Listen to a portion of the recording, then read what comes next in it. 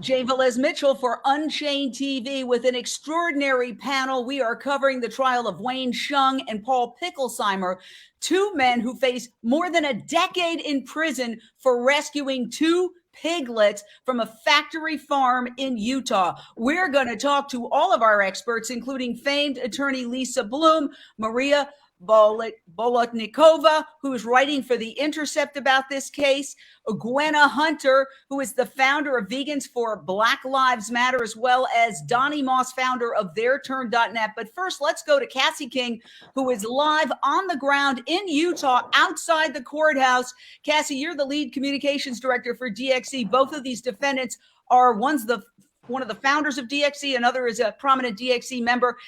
Lay it out. What is happening at this trial right now?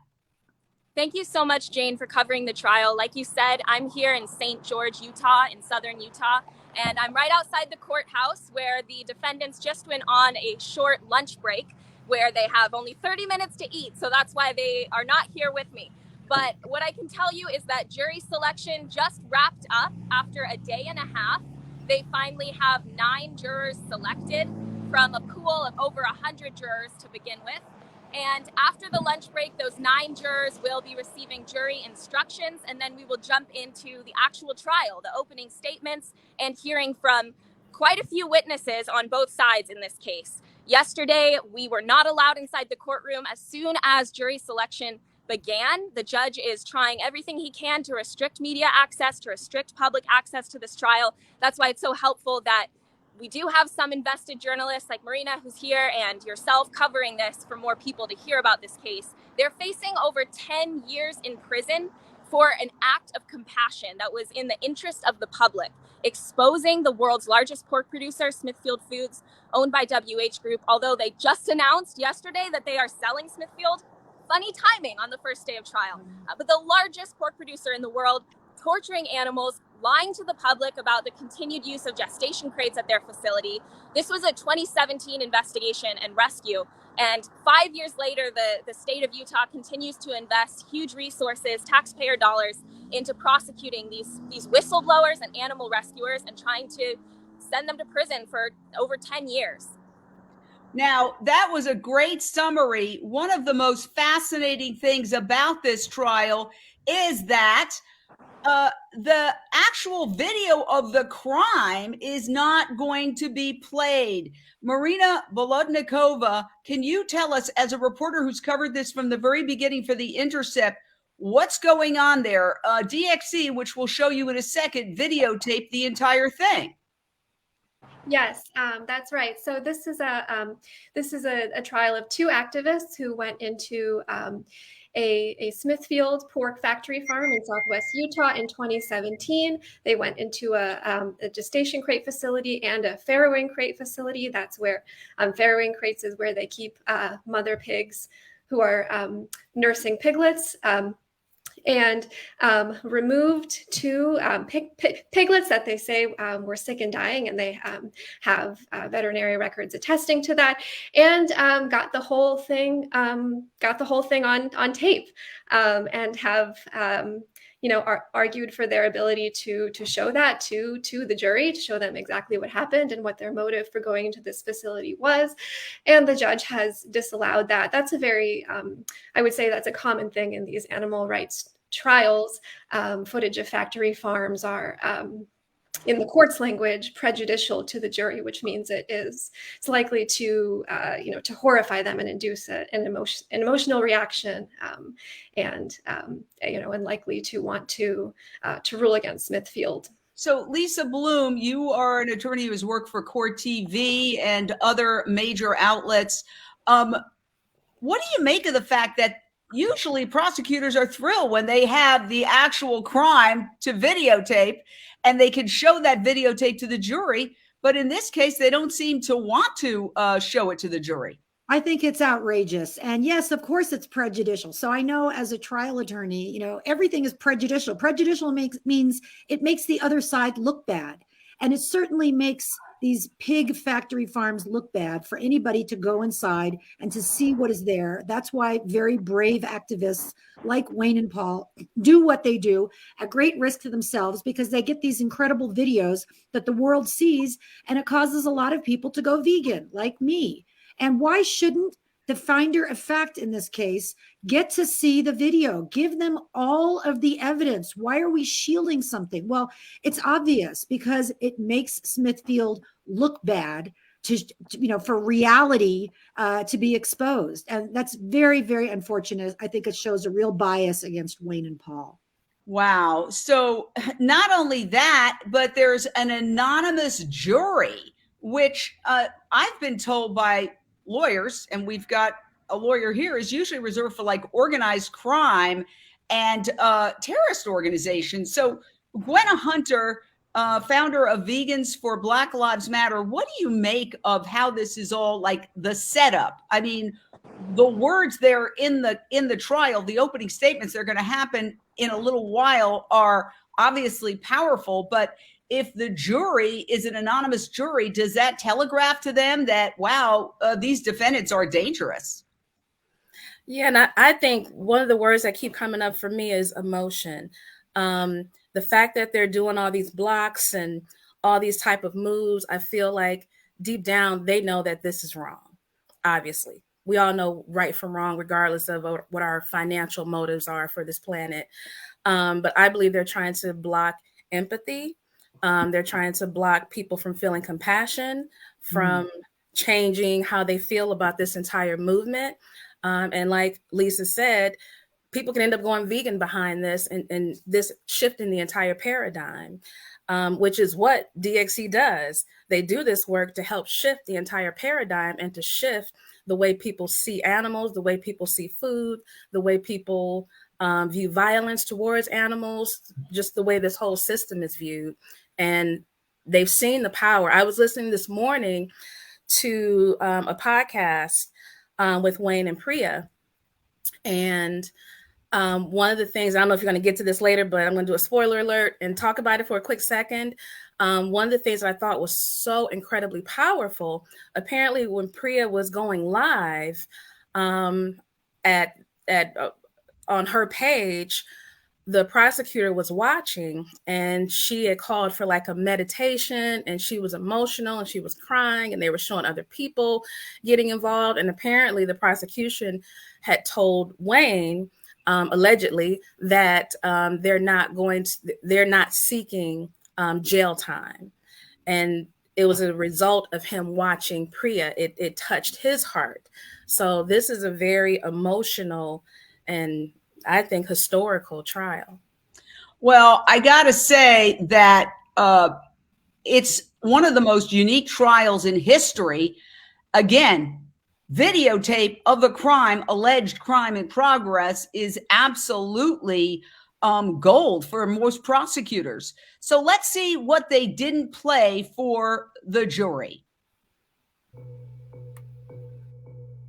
So Circle 4 is a farm that processes and kills 1.2 million pigs every year. So we're about to head into Circle 4. This is the heart of evil. You can already hear the screams of the mother pigs inside. They're cramped, they're suffering, and we're going to try and expose what's actually happening inside. You guys ready to go? Mm-hmm. Let's put our lights on.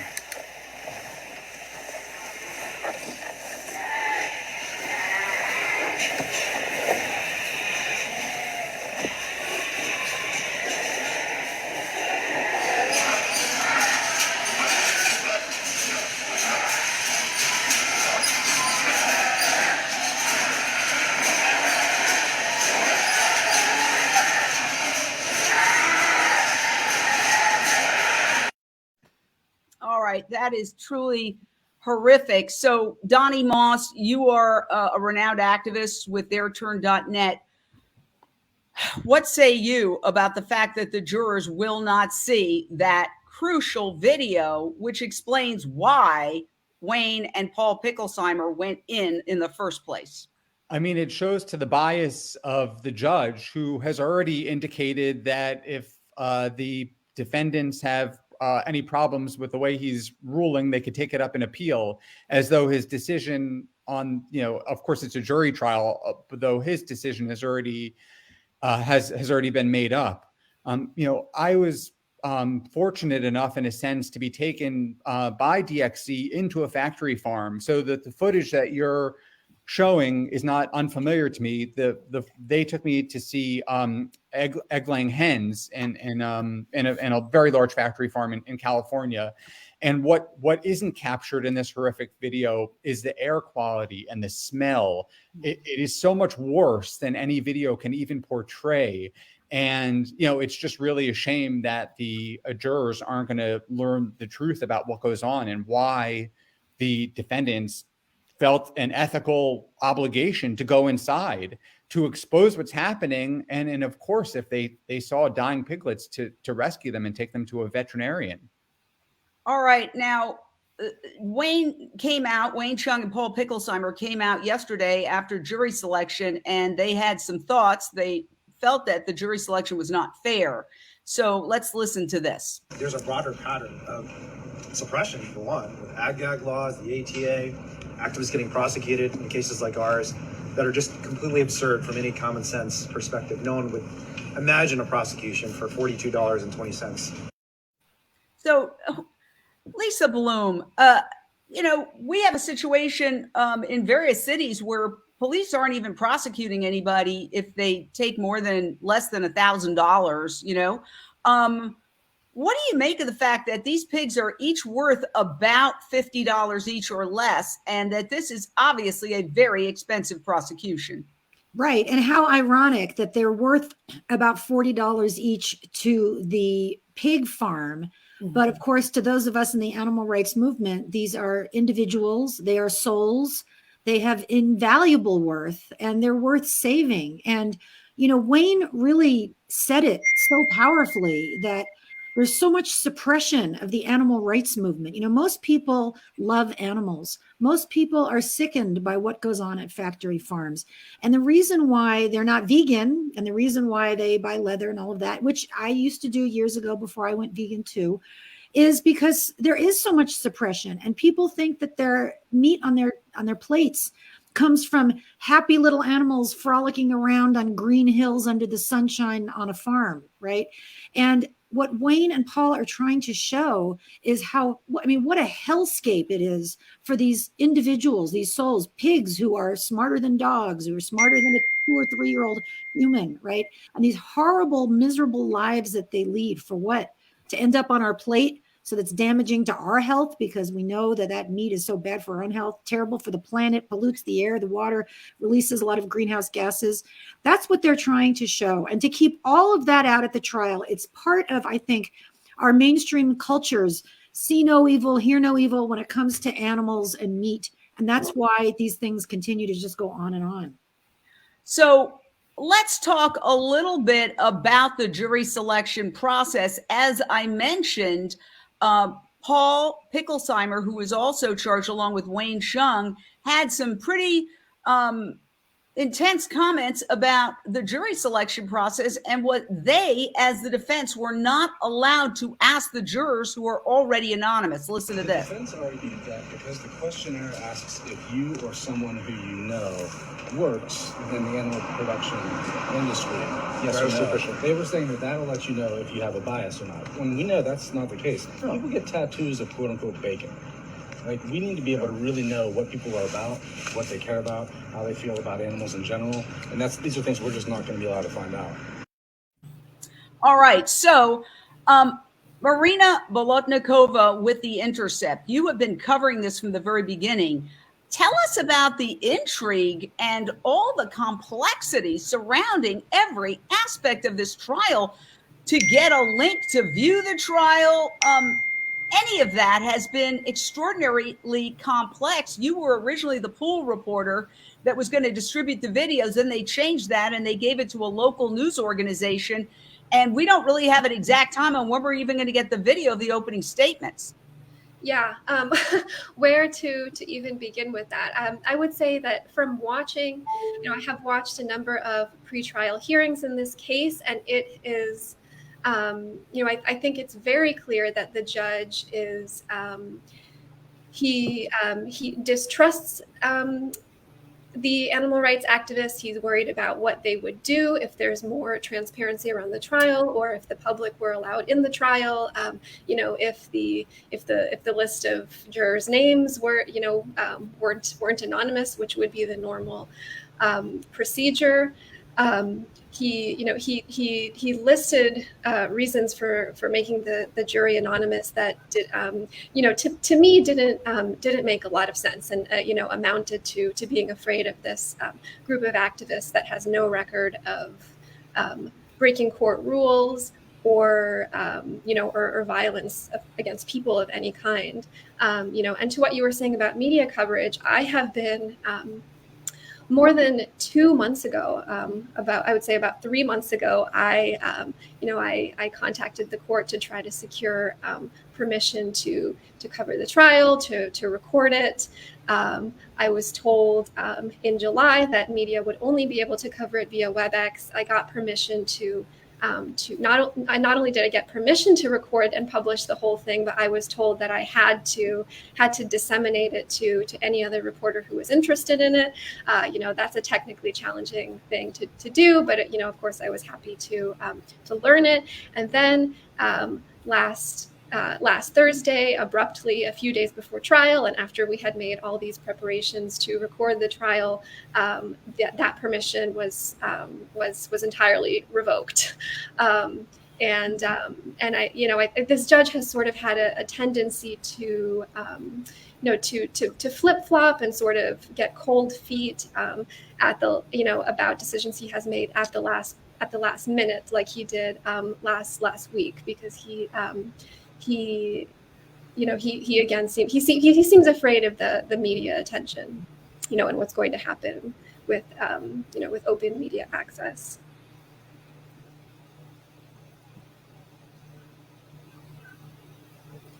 Can't hear you. Yeah, you're muted, Jane. Yeah. I apologize.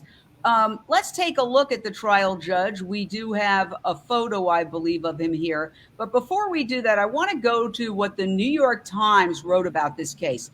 They did a big story on it after it first happened, before there were any charges filed. It says animal welfare groups have a new tool, virtual reality. And here are some of the quotes from the New York Times. So this isn't me saying this or an activist saying it. This is the New York Times in their report after viewing the video, the 360 video. In a portion of the film, Mr. Hsiung narrates dead piglets are piled up behind a sow who is wedged into a crate so tightly that she cannot move away from the mess, but a viewer can turn away from her to see and hear sows in similar straits all around her.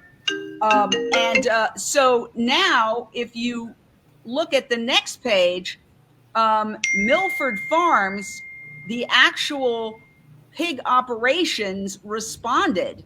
But let's talk more about what the New York Times said. The film shows sows with bloody and mangled teats, pregnant sows gnawing on the bars of the narrow stalls they live in until they give birth, and piglets clamoring over nibbling dead siblings. Now, here is the response from Circle 4, which is owned by Smithfield Foods, which was bought in 2013 by the Shuanghui International, one of China's largest meat processors. The Smithfield spokeswoman said the video had blatant inaccuracies, such as assertions that the animals shown in it are being starved. So let me ask you, Donny Moss, you've been into some of these facilities. In this case, they used a 360 camera because quite often the companies will say this is distorted, it's heavily edited, they just pick one thing. So they went in with 360 cameras. Can you explain why that might affect what the company said regarding this is distorted? Yeah, I mean, the companies always like to say that that it maybe wasn't even taken within the inside of our farm, because most of these factory farms look the same. They're just rows upon rows of caged animals.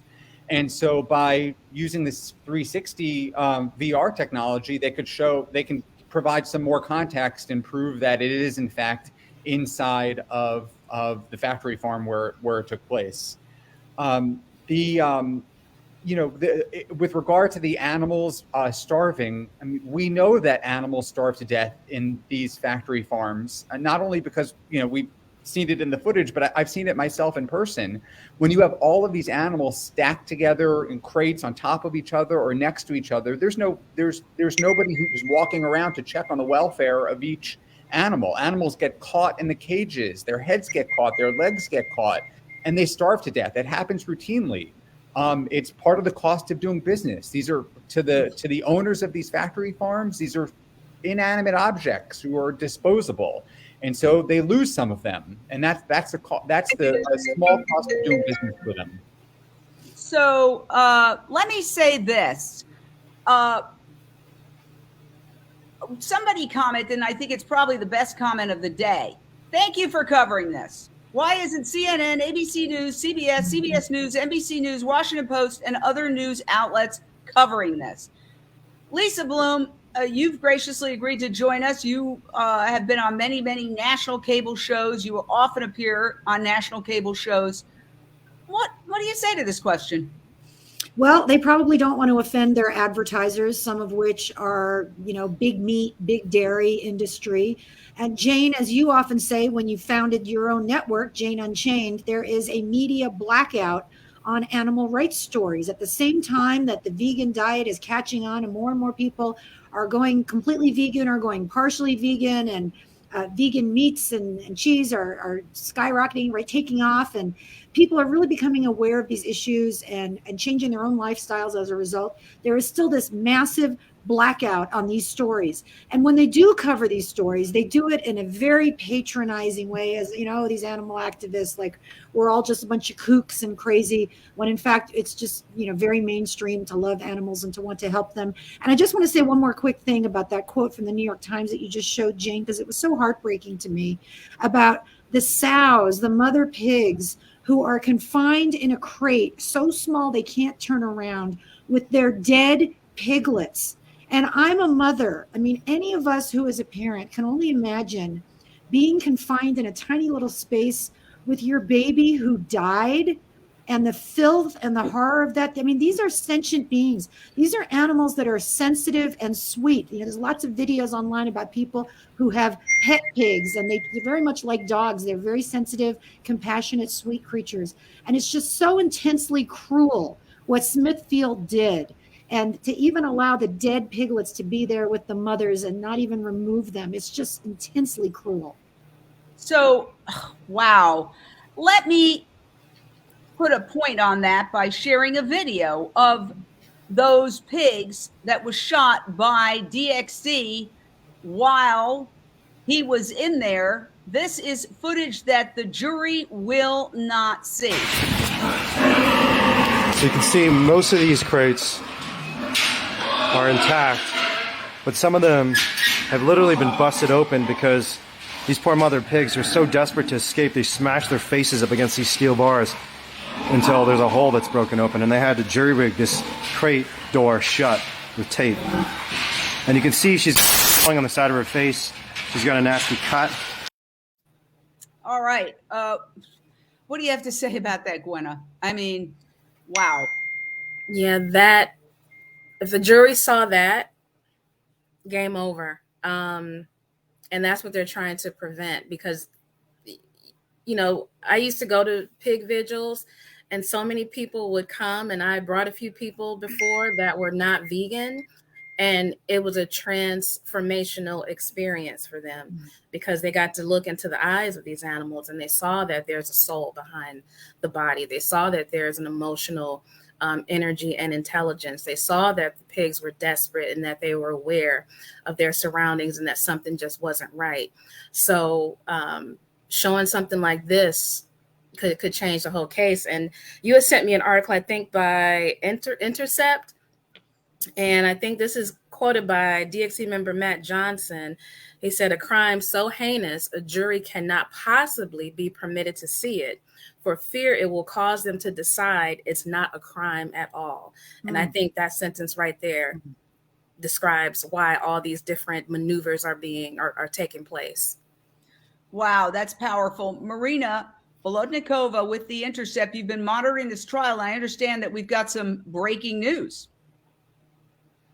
Well, there's some new information coming in about when the oral arguments are going to start.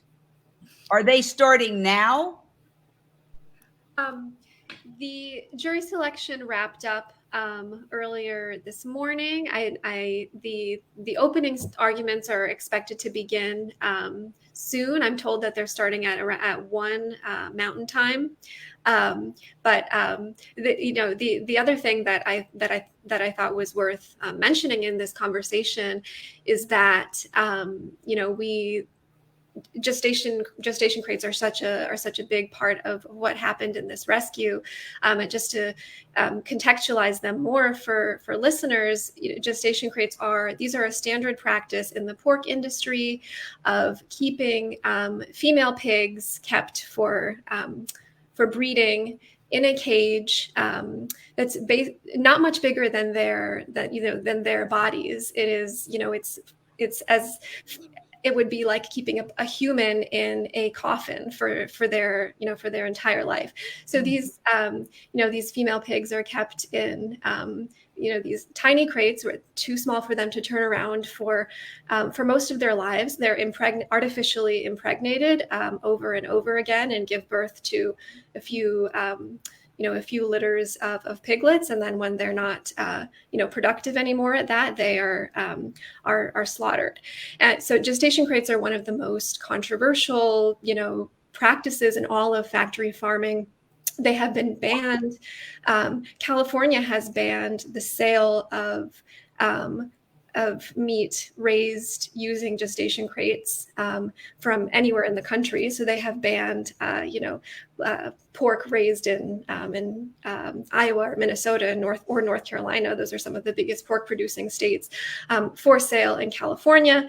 The pork industry has been fighting that law for years, and it's currently being heard by the Supreme Court. Oral arguments and that are happening next week. And I think it's unpredictable what's going to the outcome of that case, but I think that the odds for California's ban on gestation crates are not great. And I think it's really it's interesting and significant that that's playing out at the same time as this activist trial. So Donny Moss, my understanding, and DXE has maintained, that this company had said that they were phasing out these crates and that they were getting rid of gestation crates. And that was one of the reasons why DXE went in there, because obviously they have not gotten rid of them. Well, one of the things we've seen with these, when voters come out to the polls and vote in favor of eliminating gestation crates, and farrowing crates for pigs, and the where egg-laying hens, the battery cages, and the veal crates where those poor baby cows are confined to. Time and again, voters go to the polls and vote in referenda to eliminate these intensive forms of confinement. And time and again, we see that there's just like some small change, and the spirit of the law is not what's put into place. And so when I was inside of a factory farm in California, many years after the state passed a law as a result of a referendum eliminating battery cages for hens, I went with DXE inside of a factory farm with all kinds of humane labels, in front of the factory farm. And sure enough, it was filled with tiny cages. They were just slightly bigger than the cages that preceded them. And that was a way to sort of do an end run around the law. And so it's not surprising to see these companies making these commitments to eliminate them and then not doing so because there's so little enforcement, or just making a slight change that perhaps is within the law. You're on mute. We are live, coming to you from Unchained TV for the trial of Wayne Hsiung and Paul Picklesimer, who faced more than a decade in prison for rescuing 2 piglets valued each at under $50. This has been a very expensive prosecution.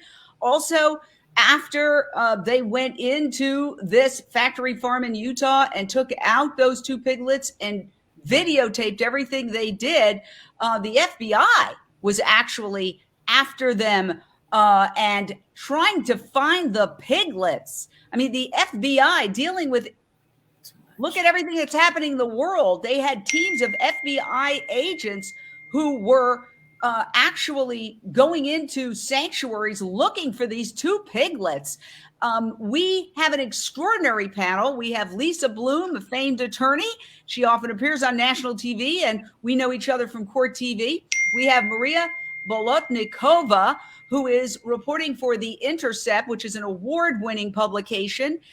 We have Gwenna Hunter, who is the founder of Vegans for Black Lives Matter, and also Donny Moss, the founder of TheirTurn.net. I'm Jane Velez-Mitchell, the founder of UnchainedTV, and we are bringing you this trial, which is just absolutely extraordinary. So I want to start with Maria. Tell us what's happening now. For people who are just joining, where does this trial stand at this moment? It looks like the trial might be finally be opening up to the public right now. I just successfully got into the WebEx event. So the last day and a half they have spent on jury selection, and which went longer than expected because yesterday morning the parties showed up to trial and realized that the court had given the prosecutors a list of the full names of the people in the jury pool, but they, to the activists and their lawyers, they gave only a list of a redacted list with the jurors' last names missing. So they didn't have the opportunity to do research, like social media research on the jury pool. And that delayed jury selection for hours. The defense, one of the defense lawyers wanted to declare, moved for a mistrial because obviously that's unfair. But this judge seems determined to push through this trial as quickly as possible. So he kept it going. He kept jury selection going for, I believe, until 8 p.m. Utah time yesterday. They were in court for 12 hours. And now we will finally be getting to opening statements soon. So this trial is unique because the defendants videotaped everything they did when they went into this Utah factory farm and took out the two piglets, and the prosecution is not allowing them to show that videotape. And we're going to talk about that on the other side, but here's some of the footage the jury will not be allowed to see. She'll be stuck here for at least 4 years, sometimes 5 or 6 years, living in a crate this size, forcibly impregnated over and over again, and then finally killed when she can no longer produce as many piglets as this farm wants her to produce. When she becomes unprofitable, she'll be killed. She'll never step outside her entire life.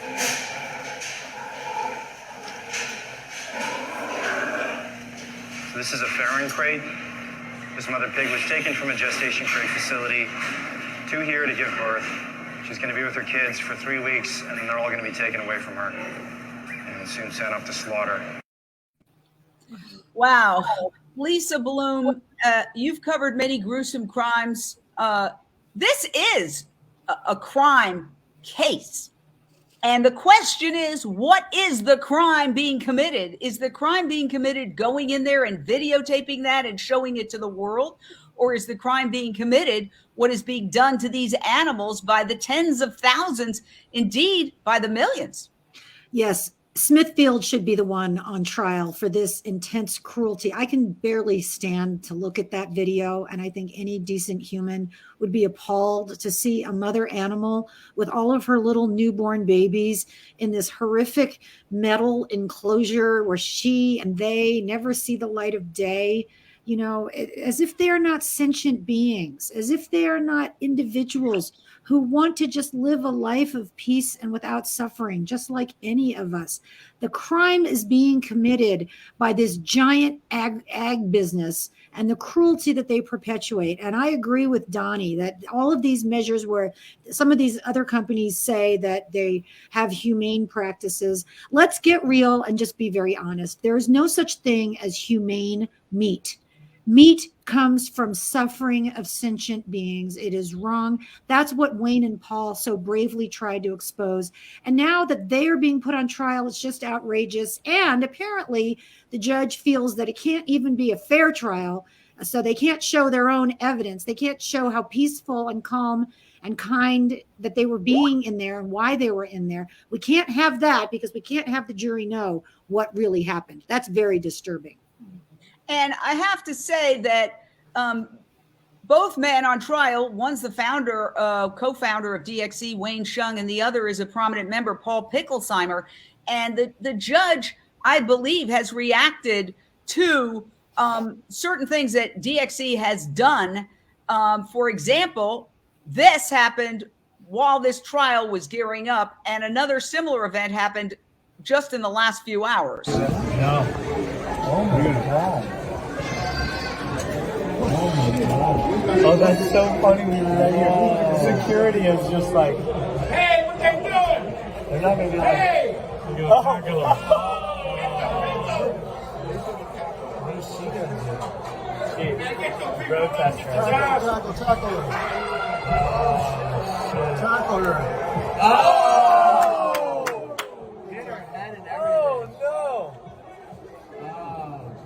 Oh, now they're going to jail. Two of them, yeah, now they're going to jail. So that was a DXE action in protest of the trial. Two young women were arrested. They were wearing T-shirts that said "Right to Rescue," which is the whole argument of the defense, saying just as if there was a child in the hot car and you saw the child foaming at the mouth, you would have a moral obligation to go in there and break the window and commit the crime of breaking and entering to the car to get the child out, that this is the same concept. Just to follow up with you, Lisa, on that, what do you make of that as a legal argument, being an attorney yourself? I think it's a very strong legal argument because you have the right to come to your own defense or the defense of others. And I would also use the analogy of a dog in a hot car. You know, most people love dogs and would actually rescue a dog from a hot car. Well, why not a pig? I mean, there's very little difference. They're also very intelligent animals and very sweet animals, and many people have them as pets, right? And I initially went vegan many, many years ago because I looked at my dog and I thought I would never want her to suffer. I would always do everything to help her and take care of her. Why would it be different with any other animal just because I don't know them? So that's many people have this story of why they went vegetarian or vegan because of dogs. I think dogs are like our ambassadors to the animal world. So if we could rescue a dog, and many people do, and God bless them for it, why not rescue a couple of piglets, which are baby animals who can't fend for themselves and which would have surely have died if Wayne and Paul had not rescued them? That's absolutely a strong legal defense, and it's a travesty of justice that they're not allowed to use it in this trial. I don't even understand, Donny Moss, how you can present a defense. If your entire defense is, I went in there because I heard that Smithfield had said they were getting rid of pig gestation crates, which are highly controversial, which Prop 12, California voters overwhelmingly banned the sale of any products that come from these gestation crates. It's now being fought in the Supreme Court in the coming days. So it hasn't been implemented yet. But if that's your entire reason for doing this, what are you going to say in your opening statements if you can't talk about animal welfare or animal rights or animal suffering at all? Well, it'll be interesting to see how Wayne is able to spin this, and Paul Picklesimer's defense attorney too. We know for certain that they're not allowed to show the crime being committed, but Jane, do we know for certain that they're not even allowed to talk about it in the opening statement?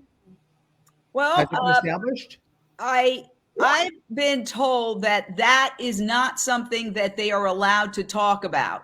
Now, that would be something interesting to see how far they go. And, you know, Lisa, from covering trials, a lot of times attorneys will try to get around it, and then the other side will go, objection.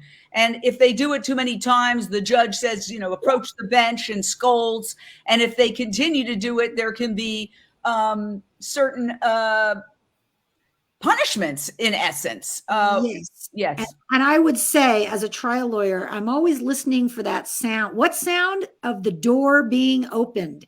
Does the other side open the door? So even if a judge has said you're not allowed to introduce evidence of why you went in there and you're compassionate and you want to save animals, if the prosecution opens the door by talking about their motive, for example, I'm going to be on my feet the next time the jury is out and say, Judge, the door has been open. I think I should now be allowed to introduce this evidence. If the judge says, no, I can't, but I now have an issue for appeal. If the judge says yes, great. So as you point out, Jane, a trial is a very dynamic experience. You have to be a good listener as well as a good oral advocate for your clients. You have to be listening very carefully for things that might come out in the middle of a live trial that could be very helpful and that could change everything. So Gwenna Hunter, as a prominent activist watching this and a social justice advocate, I mean, you were one of the first people in America to make the connection between the Black Lives Matter movement and racial injustice and food injustice and food security and all of those intersected issues. What are your thoughts on the greater political implications of this trial, given that, yes, we're covering it here? I mean, look, Lisa Bloom is a famous attorney. I was on TV for 40 years. Where is the mainstream media on this? Okay, we're sticking our necks out and doing this on an independent basis, because it's almost equivalent to the days when people used to manufacture little leaflets and hand them out in a repressive society. It's hard to get this information out when mainstream media doesn't pay attention to it. Yeah, well, unfortunately, with this system being the way it is, a lot of things get rigged. And I think that's what's happening here is there's a rigging that's going on where so many things are being blocked out. Even with, you know, Black Lives Matter, there's some major stuff going on that is so devastatingly unfair to them. And it's not getting the coverage that it deserves, because if people knew, it would be in their favor. So certain things get blocked out because we know that there's narratives created in our world, in our society, in our country, to keep certain things flowing in a very specific direction. And I think I had shared with you, Jane, that I wasn't initially following the information about the trial because I'm so used to charges being dropped. I'm like, oh, he always gets out of it. They always get out of it. So I wasn't even focusing on it because I just assumed that it would happen. And then when I talked to you and I'm like, wait, this is actually happening and this is going to trial and this is a big deal. And I think I was listening to the podcast this morning with Wayne and Priya, and they didn't sound super confident themselves that, you know, they may get out of this. Like, it sounded like they were concerned that there will be some type of jail time. And with so much of what DXC is doing, you know, the past year, I mean, they do some really bold, amazing work. And as activists, we're like, yes, yes. But as, you know, the industry watching, they're like, okay, I think they're making an example out of them. And that's what's happening. You're nodding your head, Lisa. Yeah, I think you make a very good point, Gwenna, and making an example out of them, you know, let's pull together all these different threads. So Jane, you talked about the FBI getting involved and doing an investigation for, you know, what are two pigs that are worth less than $80 combined to the industry. I believe that their value is incalculable because they're individuals who have souls like we do. But the FBI never gets involved in a tiny, tiny little case like this. They're doing it to protect this giant company. Smithfield, right? This giant multi-billion-dollar company that's responsible for so much pain and also pollution of the air and the water and release of greenhouse gases. Let's not forget. But they're doing it to protect them. And I think, Gwenna, you really nailed it when you said they're trying to make an example out of Wayne and Paul. They don't want other animal activists peacefully, non-violently as they were, going in, recording, saving the lives of animals, because it makes Big Ag look terrible. And so they're trying to protect them. But that should not be the FBI's role. You know what? Smithfield can take care of itself. It is a giant, very wealthy company. They don't need the FBI, having their back. I think it's appalling that the FBI got involved, that this is made into such a giant case, and that these two men are facing 10 years in prison for rescuing these piglets. And Donny Moss, a lot of people aren't even aware that this is a Chinese-owned company. This is not anymore an American company. Right. I mean, I definitely. However, I think Americans, think bacon. The Thanksgiving turkey, meat, and Americana are like one and the same. So it's no surprise that the government is going out of its way to protect the big interests of big animal ag, regardless of who the owner is. I just want to circle back to one point about DXC. I mean, the defendants here could have taken a plea and made this whole thing go away, but they wanted to go to trial because they want the world to see what's going on, and that happens through a trial, through media coverage of the trial. And so that's always been part of DXC's strategy, to get to court so that people in the mainstream would see this information. Well, this trial takes ag gag to a whole new level by really so heavily restricting the media's access to the trial. I mean, the New York Times probably would have wanted to be there covering this. They've covered this case in the past, as would other major media outlets, but they're being restricted. I mean, it goes to show the power of big animal ag over our government. And it also, well, I want to say one thing. I don't think they're being, I think the New York Times can figure out a way. If we can figure out a way to cover it by hook or by crook, I think the New York Times can certainly figure out a way to cover it. I think that, they give it some coverage and then it's willy-nilly. It's not like this is an important issue that we need to be on top of. It's occasional. And, there are famous people who are weighing in. If you've just joined us, we are talking about the ongoing trial right now.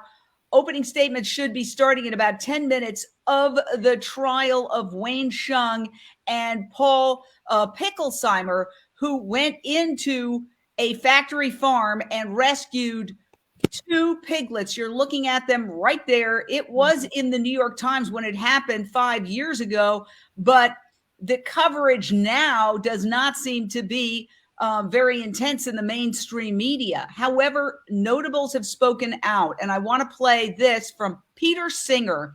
He is considered the father of the animal rights movement. He is a renowned professor, winner of many awards, writer of many, many books. Here's what he had to say about this trial. Hi, I'm Peter Singer. I'm professor of bioethics at Princeton University, and I'm concerned about the fact that Wayne Hsiung is facing prison for rescuing 2 sick and dying piglets from one of the nation's largest pig farms run by Smithfield. People who do this, try to stop this cruelty, should be applauded, not convicted of crimes. And what's particularly absurd is that the court has ruled that the footage of the conditions of the pigs is too horrific for the jury to see. It's so horrific, and yet the court is protecting the pig farms that do that, instead of allowing the jury to see the truth about how pig meat is produced. Thanks for listening, and I hope you'll join me in supporting Wayne Hsiung. What is your response to that, Lisa? That's beautiful. I'm a huge fan of Peter Singer. His book, The Life You Can Save, was really life-changing for me. And he talks about moral choices. So for somebody at his caliber to be speaking out on video on behalf of Wayne and Paul is very moving to me. And I think he just really nails it. If you're talking about moral choices, who is the moral actor here? Wayne and Paul trying to save the lives of sick and dying piglets, or this giant industry that's so intensely cruel that they have to do everything possible to keep it hidden, keep it behind closed doors, don't let people see what's going on. Just quickly, if you're vegan, nobody has to hide a field of corn or a field of lettuce or blackberry bushes, right? They're beautiful. They're out in the open. You don't have to hide them because they're wonderful. But the meat industry has to have this secrecy and hide and walls and locks and don't let anybody in and don't let anybody see it, because it is so intensely cruel. And Wayne and Paul exposing to the world what was going on in there was so incredibly important. And I agree with Peter Singer. They should be applauded, not criminalized. And I have to ask a follow-up question. There are a lot of grounds, it would appear, for appeals. But like when these decisions are being made, like it has to be an anonymous jury and, you can only watch it on WebEx, but you can't record it off WebEx. There are a whole slew of things that the defense is very upset about. But you can't appeal it till after the trial's over. That doesn't make any sense to me. Well, correct. Oh, sorry. Go ahead, Gwenna. No, so that was to me. Oh, I saw her. Sorry. So yes. So first of all, if they win, if they're acquitted, then the case is over. There's no need for an appeal, right? If they are convicted of anything, then yes, I think a lot of this is going to be decided at the appellate court. So keeping the media out would probably not be grounds for appeal for them. Some media organizations can appeal that if they want. But what directly affects them at the trial are these rulings that they can't let the videos in, that they can't assert the defense of coming to the aid of another to save the piglets. All of these rulings, the anonymous jury, that's very weird and suggests that there's some kind of dangerous mobsters or something. When you can see Wayne and Paul, how gentle and sweet they are. And I've spoken to Wayne, he's a Buddhist. Has a mindfulness practice, meditation practice. He's about as peaceful a human being as exists on this planet. So all of this kind of stuff, I think definitely will be grounds for appeal if, God forbid, they lose and they're found convicted of crimes. Wow. So if you're just joining us, we are doing live coverage of the trial of Wayne Hsiung and Paul Picklesimer, who are there rescuing the pigs. For what they're doing in that photo, they could face 11 years in prison each. The trial is underway in Utah, and the jury is not going to be able to see video of the actual breaking and entering, if that's what you would call it, allegedly, because the judge has said, no, you can't show that video. Usually the prosecution is thrilled when they have video of the alleged crime in progress because it's a slam dunk. Look, there they are doing it. So in this case, they are not allowed to show it. And the sense was that the jury would become so emotional that they might make an emotional decision. In other words, they might decide this wasn't a crime at all. This was what the defense calls open rescue. So listen to what one of the defendants, Paul Picklesimer, says about jury selection and how they weren't even allowed to ask people about their feelings toward animal activism or animal rights. The defense argued that because the questionnaire asks if you or someone who you know works in the animal production industry, yes or no, they were saying that that'll let you know if you have a bias or not. When we know that's not the case. People get tattoos of quote-unquote bacon. Like, we need to be able to really know what people are about, what they care about, how they feel about animals in general, and these are things we're just not going to be allowed to find out. So as an activist yourself, Donny, I mean, what's your reaction to that? I mean, they're creating a situation whereby the jurors are not going to know why these guys went in there in the first place and what they saw. They're just going to be told that these felony theft occurred, and that's what they're going to be told to rule on. And that's wrong. I'm not a lawyer, but as Lisa just explained earlier, that's not how this should be done. And as an activist, I hope and if they are convicted, then I really hope that in appeal the alleged crimes can be shown so that the world sees what happened. But I have to say, Gwenna Hunter, as an activist who's been at many protests and events and outside courts and city halls, you know, people are not that stupid. This is not a huge town. They can see that there's protesters everywhere. There are demonstrations. I mean, you'd have to really have your, I don't like to use the word blinders, right? Donny Moss did a documentary called Blinders about carriage horses, so we don't want to use that word. But you'd have to really have your eyes and ears shut to not see that there's something more that going on with this trial. Do you think it might possibly backfire, Gwenna? Well, from my understanding, and I could be wrong, well, maybe it's the previous trial. Is this particular town that they're in, don't they have a lot of employees by Smithfield or in the surrounding area? What happened was they were originally in the town Beaver, where this was close to where it happened, and Smithfield was the major employer in that town. And because of certain things that sheriffs were caught on camera doing vis-a-vis the leafleters and the protesters from DXC, basically saying things like, we don't want you here, obviously saying things that obviously betray that they were very biased against just the existence of these protesters in their town. They got a change of venue, and now it's in St. George, which is in Washington County, which is not as close to the company, but I don't know. I'm not in Utah. I wouldn't be able to say if there were a lot of people who were somehow connected, but it's definitely considered improvement over being in the original spot. Lisa? Yeah, but I think that's a great point, though, Gwenna, because what about other people whose family members may work in the meat industry? What if they do themselves? You know, denying a defendant the right to ask jurors these kinds of questions is a big violation of their constitutional rights. So here in California, where I primarily practice law, I also practice nationwide, but mostly in California, we have broad latitude to ask potential jurors questions, and I take advantage of it. I want to know everything about them. I want to know where they work, their family members work, if they have any kind of a bias. I would be asking them, what kinds of feelings do they have about the meat industry, about animal agriculture, about animals confined in small cages, about pigs and piglets and eating pork. I want to know everything, and I would be allowed to ask that here in California.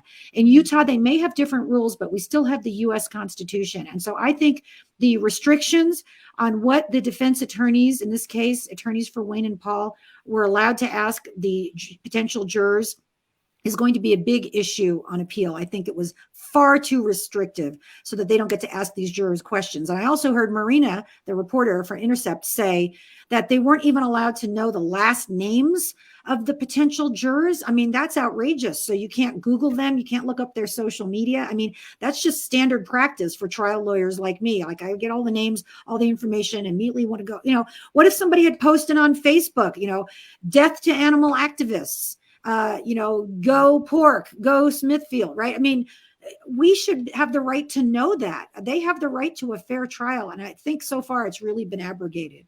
Yeah. And I mean, to me, what stands out as the biggest shocker is that the video of the crime being committed, the alleged crime of Wayne and Paul going into this factory and videotaping with 3D cameras, 360 cameras, that's not going to be shown to the jury. So let's take a quick look at just a snippet of, they did extensive videotaping, what the jury will not see. She'll be stuck here for at least 4 years, sometimes 5 or 6 years, living in a crate this size, forcibly impregnated over and over again, and then finally killed when she can no longer produce as many piglets as this farm wants her to produce. When she becomes unprofitable, she'll be killed. She'll never step outside her entire life.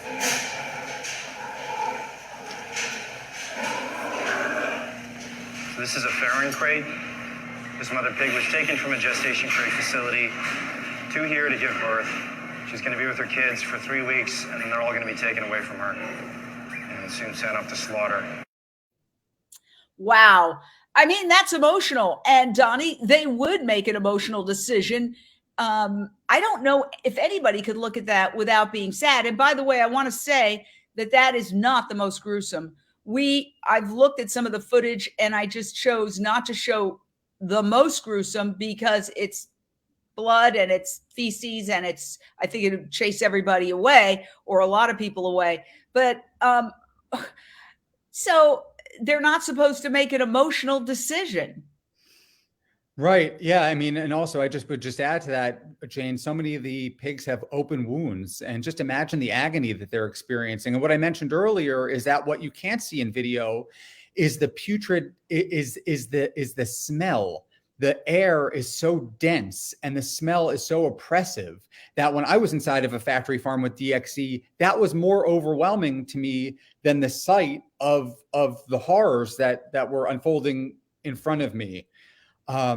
So I don't know if that addresses your, I'm not sure what your question was, Jane. Well, I mean, of course you'd make an emotional decision, right. But yeah, the idea that they can't explain why they went in, I just don't get, I can't wrap my head around it. I mean, any, like even in murder trials that we've covered, Lisa, the defense is able to explain. Look at the Jodi Arias trial. She was on the stand for 18 days talking about every little thing that she and the man she stabbed 27 times did.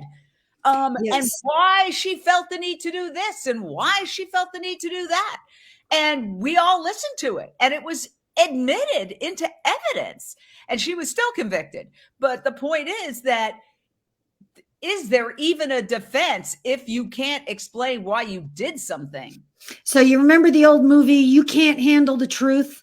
It seems like the judge thinks that the jury cannot handle the truth and that the community cannot handle the truth because the truth is going to crack them open. Imagine if, you, like most people, you eat meat, you eat pork, maybe your family members work at these facilities. I mean, people don't want to face the reality. It's very painful. And the judge is going to keep it from them to preserve the status quo, to protect big ag and not let anybody see what's going on. And I appreciate the tough editorial decisions you have to make, Jane, about not showing some of the more disgusting videos. And also Donny describing the smell, because I think that's very overpowering. And by the way, animals like pigs have a much stronger sense of smell, stronger olfactory sense than we humans do. So imagine what it's like for them living their entire lives with that putrid smell, some of which is rotting dead animals of their own species. I mean, it is horrific what goes on behind closed doors at these plants. And that's what Wayne and Paul were trying to expose. And we've got some breaking news. The trial is now officially underway. The jury is apparently seated and opening statements are going to begin. And it's going to be very interesting to see how long these opening statements are going to go on. Because when you think about it, if the defense can't talk about why they went in, then the prosecution, well, I don't know. Maybe they can talk about it because the rules are so skewed in this case. But I think that the court wants to really narrow as much as possible this case into a very narrow issue of, were these folks inside this private enterprise? Were they outside? And did they remove these two piglets? And if that's determined, then case closed, according to the prosecution. But we've seen a lot of trials. I've often called trials, especially celebrity trials and famous trials, runaway freight trains. Everybody has their idea of how it's going to go. Then you get into the courtroom and it goes a totally different way. Just to use an example, the Michael Jackson trial, it was considered an open shut case, absolutely open and shut. The district attorney, Tom Sneddon, I was right there almost celebrating before it started, telling the media, spent a lot of money in my town, and guess what? Michael Jackson was acquitted. So do you see that possibility of, the best laid plans of mice and men going askew here for the prosecution, Donny? Possibly or not? I mean, perhaps. I mean, if I've been on a grand jury, and I recall when I'm not a lawyer, but when I served on a grand jury, I was able to ask questions of the prosecuting attorney, of the DA. And so I can't help but wonder, will the jurors, if they're not getting information as to why the defendants entered this factory farm and took pigs out, are they going to be able to ask why? Is that a possibility, Lisa? I don't think so. Generally, if you're asking, can the jurors ask questions? I don't know what the rules are in Utah. Sometimes they can. That's actually a really interesting point. If the jurors want to ask a question and they want to ask a question about something that the judge has disallowed, normally the judge will just say, well, we can't answer that question. We can't get into it. A lot of times when they're out deliberating, that's when they start sending out notes. And, the judge may just not answer some of their questions. But the fact that if they do it during the trial, while there's still testimony going on, it's so great for people like me as a trial attorney, because then I have a sense of what at least one of them wants to know. And these are only 9 jurors in this Utah trial. So I would love it if one of them would do that. But, I guess it remains to be seen how the judge would handle it. And Jane, I'm sorry to jump in as though I'm the moderator here, but take it away. You can have it. Are these jurors sequestered somewhere, or I know that they're not supposed to sort of look into the case that they're in front of, but if a juror is curious, can a juror go online and do a search and learn more? What think that some of the jury selection process was done via WebEx. I don't know if they are going to be on WebEx for the entire trial. That is a question that would be very good to have the answer to, because then the whole idea that they see that this is not an ordinary trial when they walk into the courthouse, that's moot. They're just I can tell you something about that. So no matter how many times jurors are told, don't read the news, don't go home and Google it, don't go on social media, we know that they do. They do. And even if they're told not to, they do. So I think it would be very interesting if we find out later that some jurors did the investigation, maybe even saw the video that was disallowed.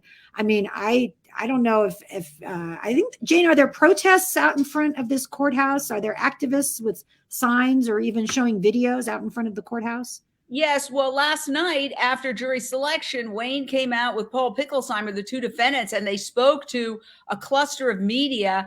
I was really looking at the media to see, is it mainstream media? It didn't appear to be. It appeared to be a lot of activists and independent media, such as ourselves, UnchainedTV. We are an independent media outlet, and we cover these cases that are ignored by mainstream media.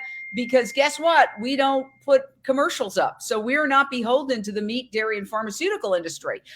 So that's one of the reasons why independent media like the Intercept, like a lot of these organizations are covering this trial where mainstream media is not. So he did speak, though, for quite a bit. There was applause.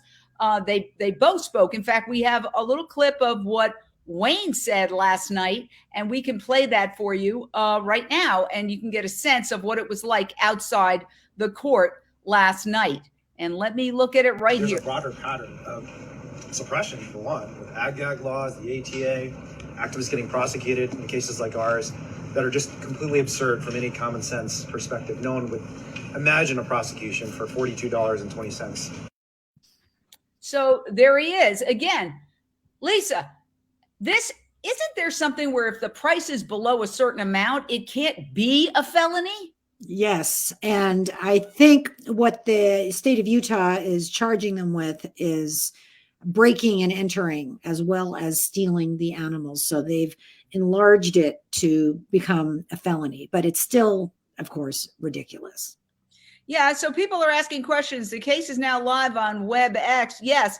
Now, the case is live. We've gone through quite a bit of changes to try to get this WebEx feed, and we are not allowed to broadcast it. Sure, we'd love to show you what's going on in court right now, but that is not allowed when you register for the WebEx feed, there is a whole decorum order, and it's absolutely verboten to show you any of the WebEx feed. Now, originally, a reporter, Marina Bolotnikova, who was on our broadcast a bit ago, had the right to record it on WebEx.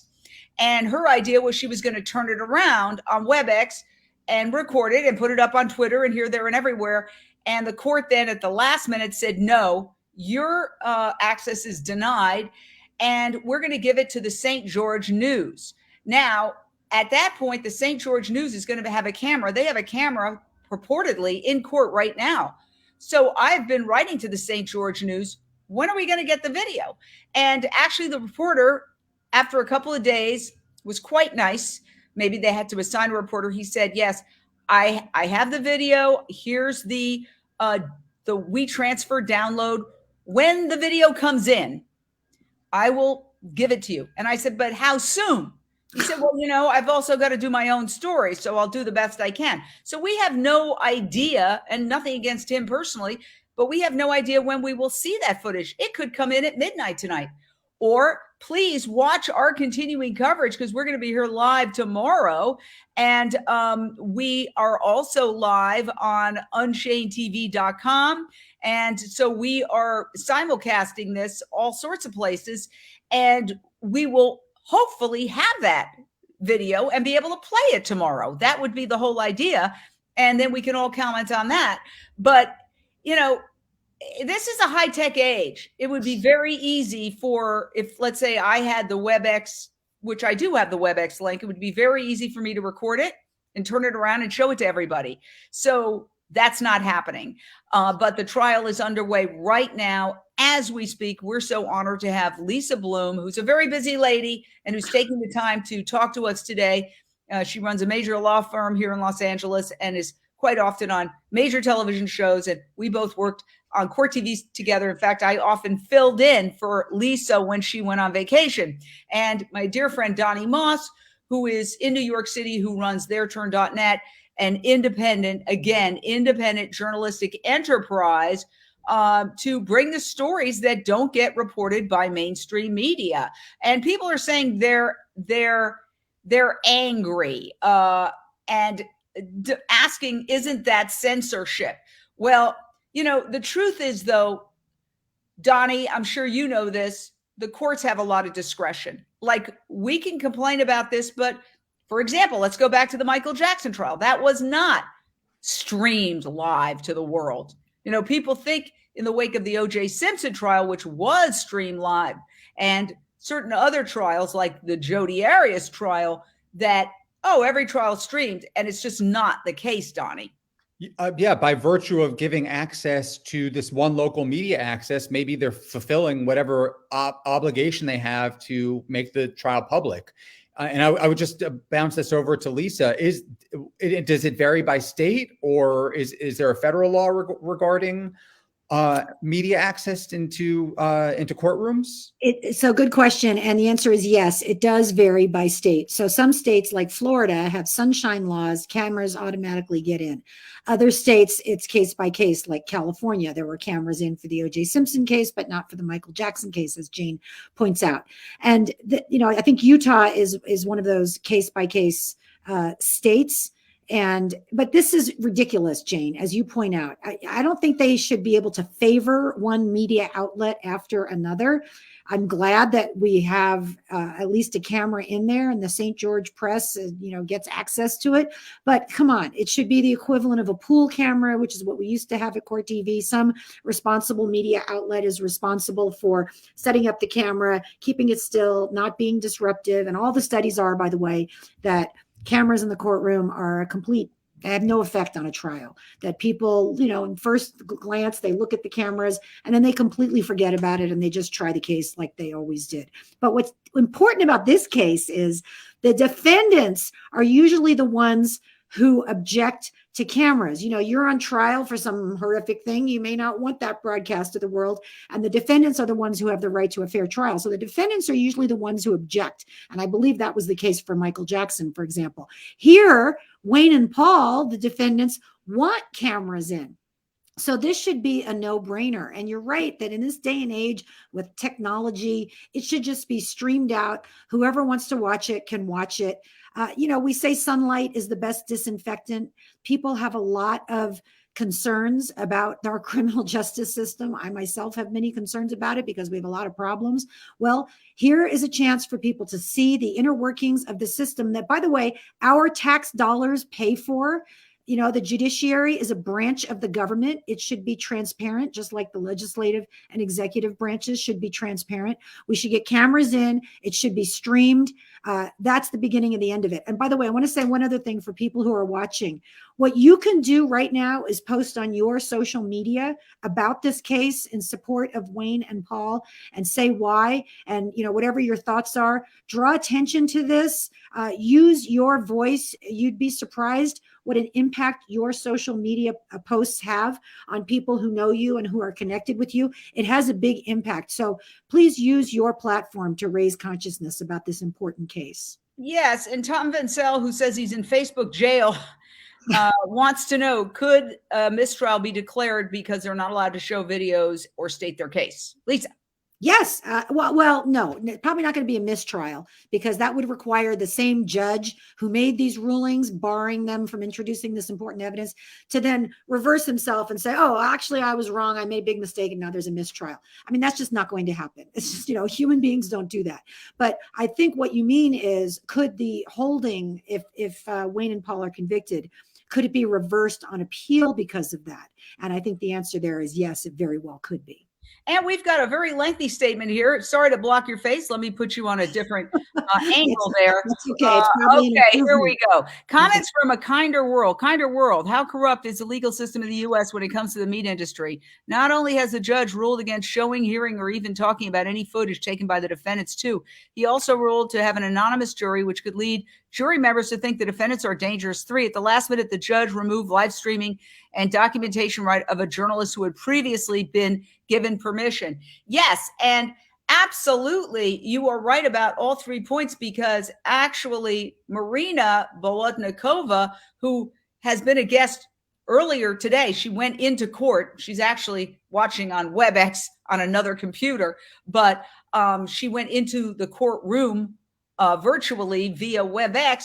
She was going to, since she had been given access as pool reporter, videotape it by screen grabbing it, screen recording it on her laptop, and then playing it. And she would also play it for us.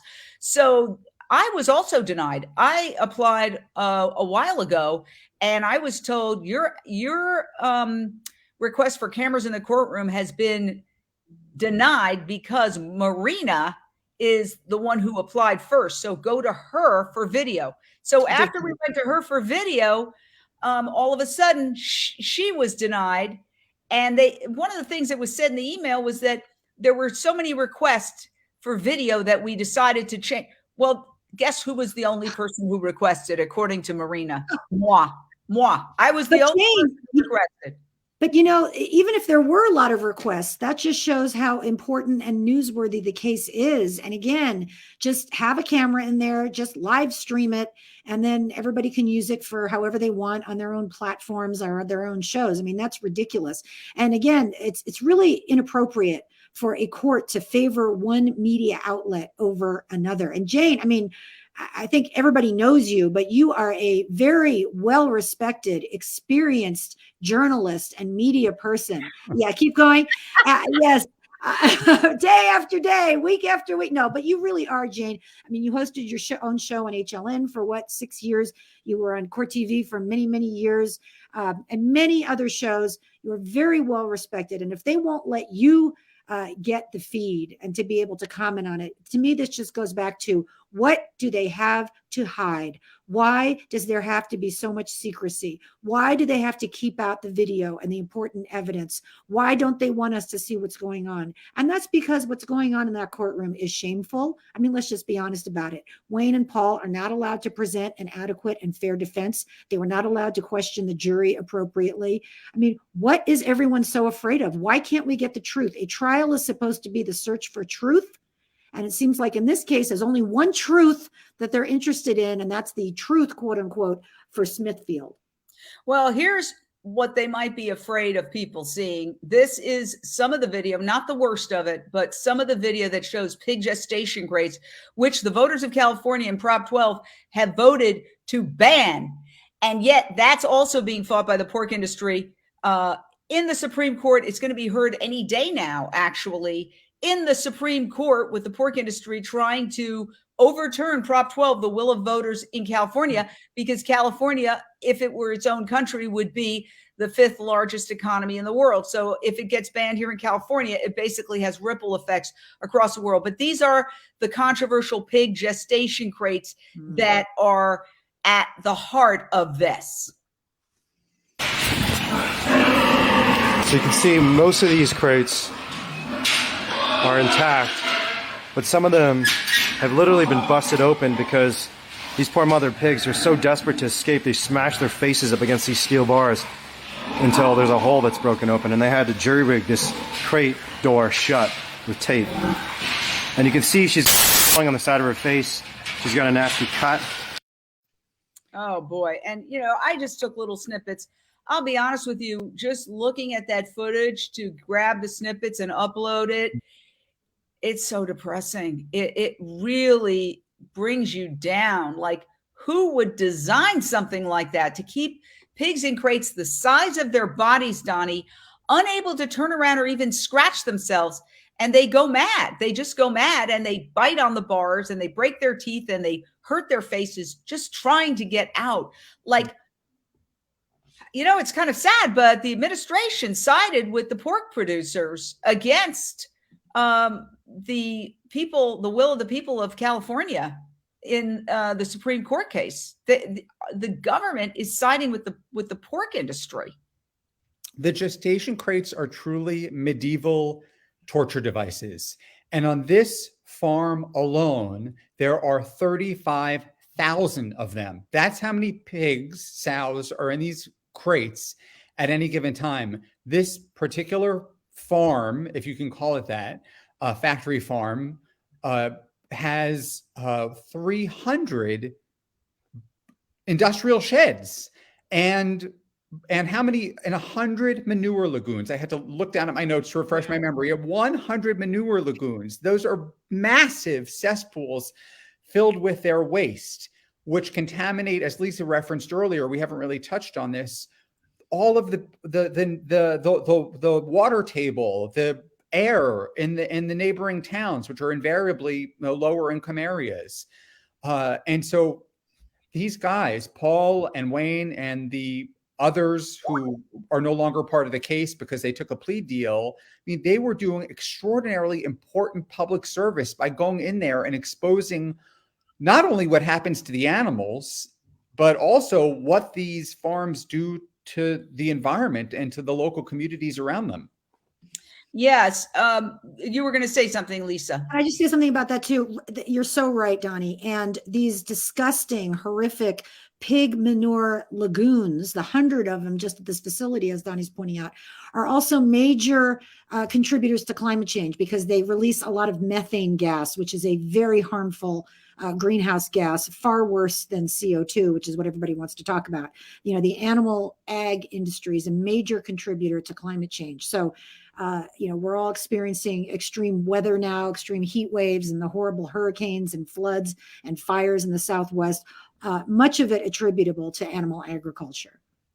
So what's next in this case? So let's say, for example, that they are convicted, which according to people who have watched these WebExes, it seems like the judge allegedly has implied that they're going to be convicted. So where does the appeals process go? How soon does that happen? And presumably they would remain free during the appeals process, right? Well, that's a big presumably. I don't know if that's the case in Utah. I don't practice law in Utah.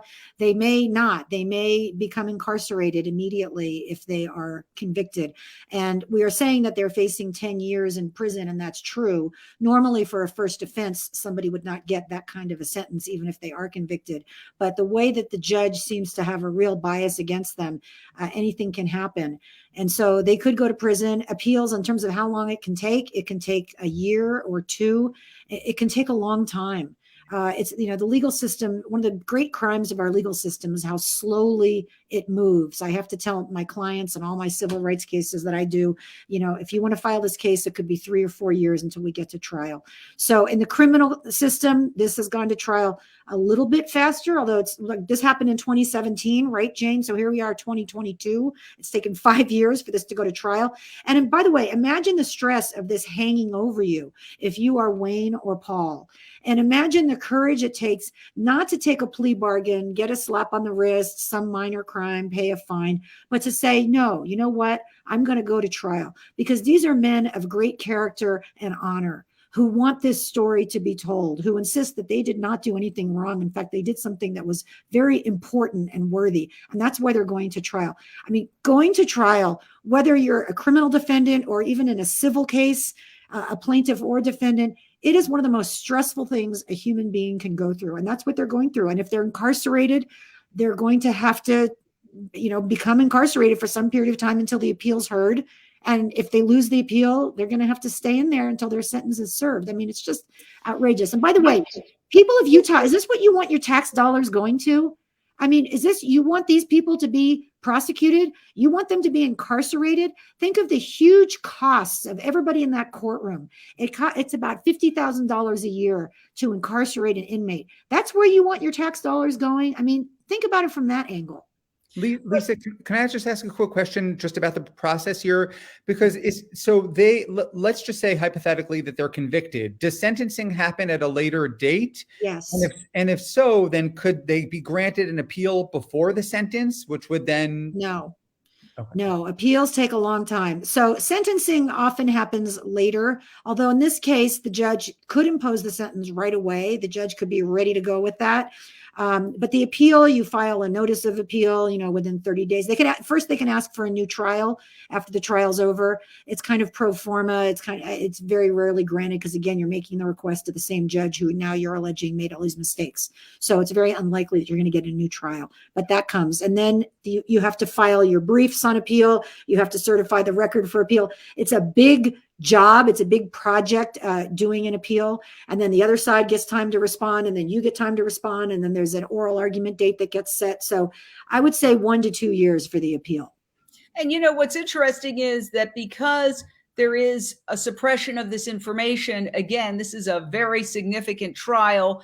And the New York Times did cover it initially, doing a story about virtual reality, because that's essentially what they did when they went in there. They had 360-degree cameras.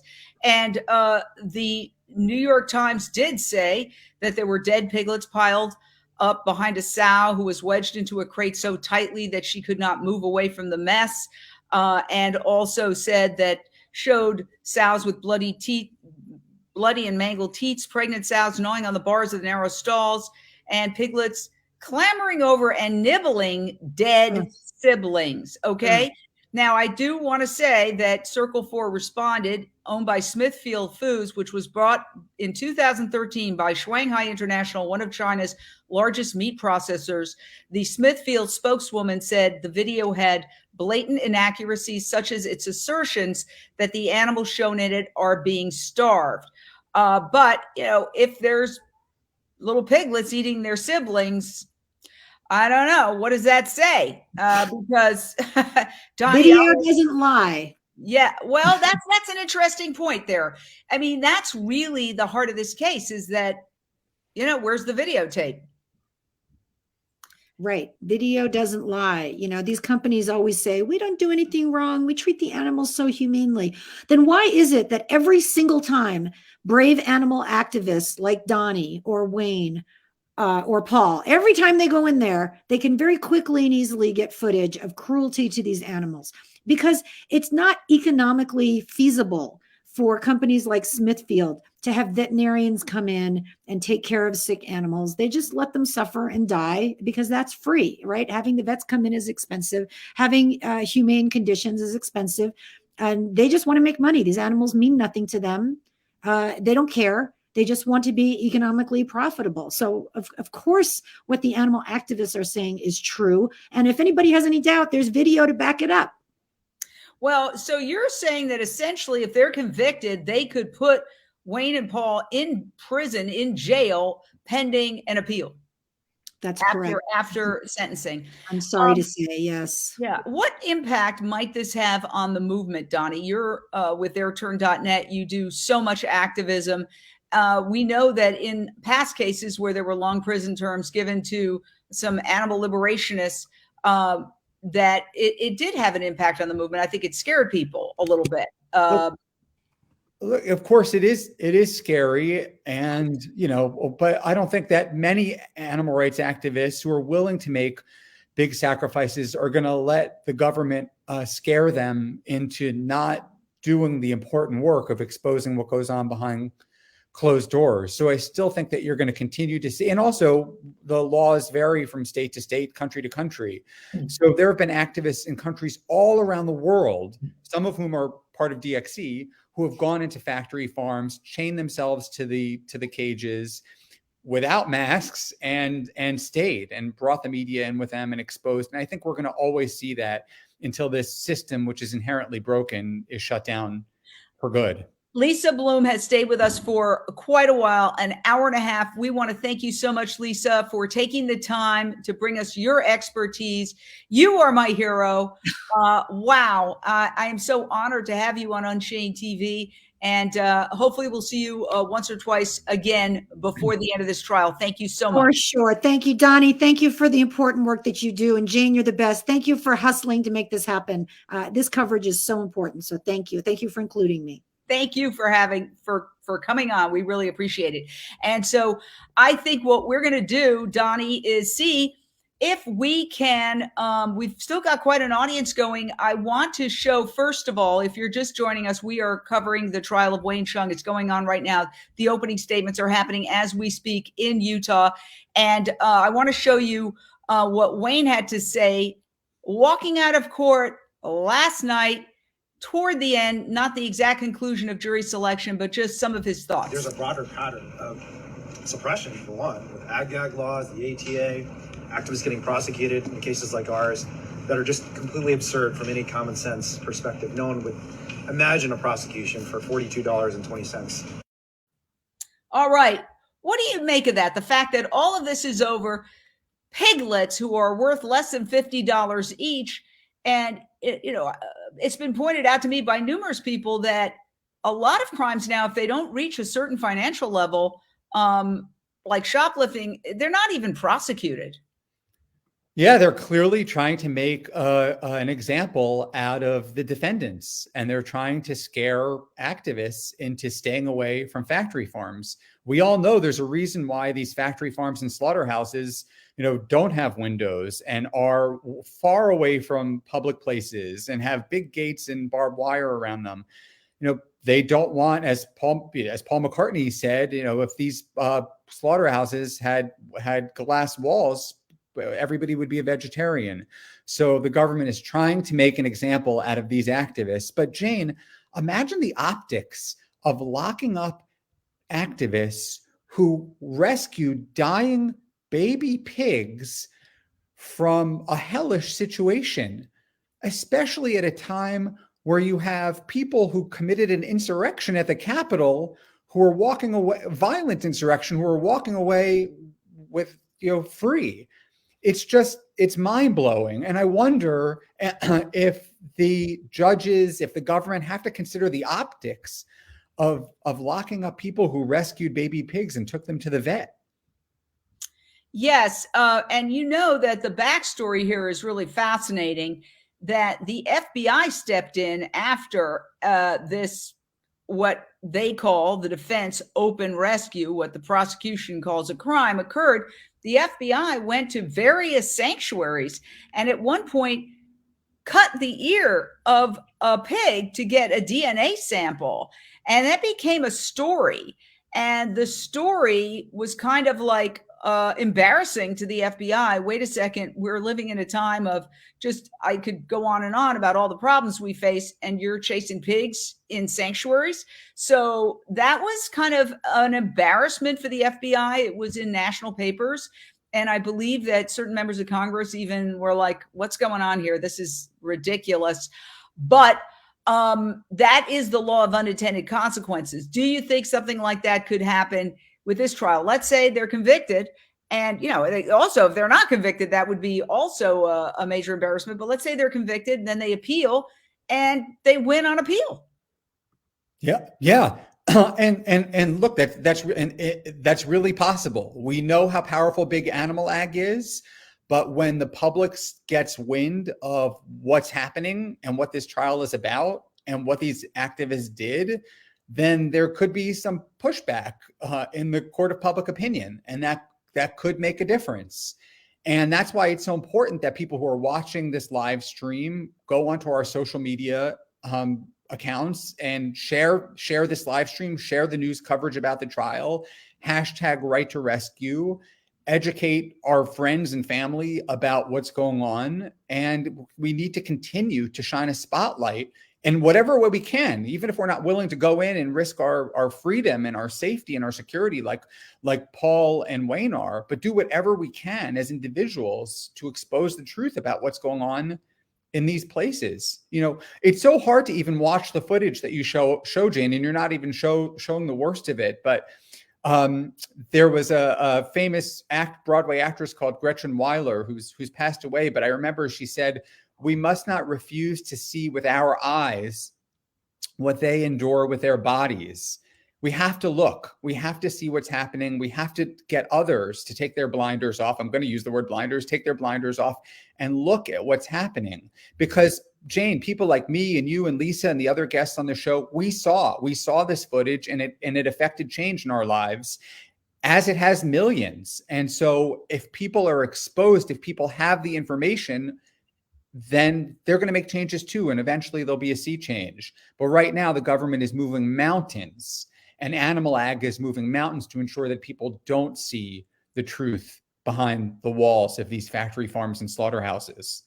And we want to show you, if you're just joining us, what the jury will not see. And it was a very long 360-degree video. In fact, some high-tech companies lent DXC the video to go in there into Circle 4 Farms in Utah and videotape everything they saw. The reason being is that companies often say, well, that was taken out of context, it was distorted, it was edited. So they just did a 360 video of everything going in and going out. And that's what the jury will not see. We'll play you right now a snippet. So Circle 4 is a farm that processes and kills 1.2 million pigs every year. So we're about to head into Circle 4. This is the heart of evil. You can already hear the screams of the mother pigs inside. They're cramped, they're suffering, and we're going to try and expose what's actually happening inside. You guys ready to go? Mm-hmm. Let's put our lights on.